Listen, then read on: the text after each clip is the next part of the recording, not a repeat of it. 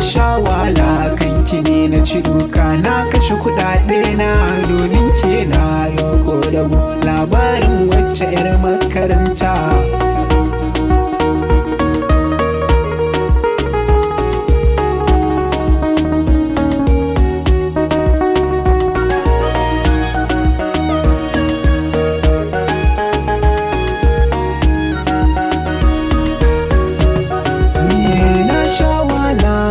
ni na ci duka na kashe kudade na tun da can baya ni nake son ta ku saurara abokaina tun tuna garma nake sintiri har ta girma na so mu san juna ko za ta wuce ta je makaranta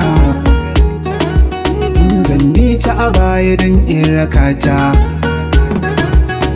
zan sa yunifom amma ba zan je makaranta ta ba sai ta su zan je makarantar su kullum na tsaya kofar aji nasu don yana ƙaunar ta sosai ya kanta na zama kamar su lekenta nake ta windon ajin su da na yi faɗa da ma malamin su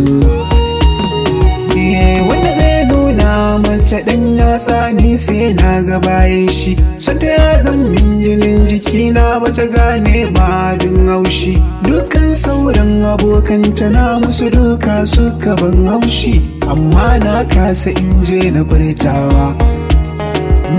sai dai in ɗau wasiƙa na turawa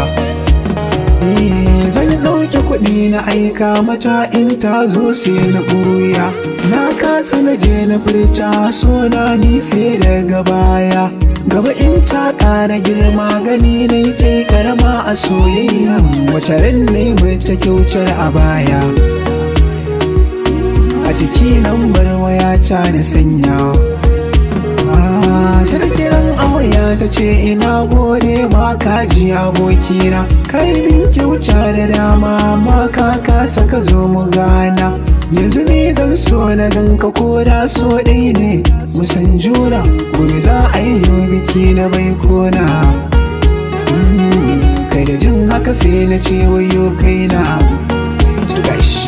sai da ce zan so ka zo gobe kaji ka zo ka garin angona ita ta yi batu ne kuma na kasa faɗin komai a bakina sai ni wuce zufa nake na san ni ne na yi wa kaina wasa farin girki a farawa gobe zan je in gawa za ta nuna gobe yan danjin ko za na kyalewa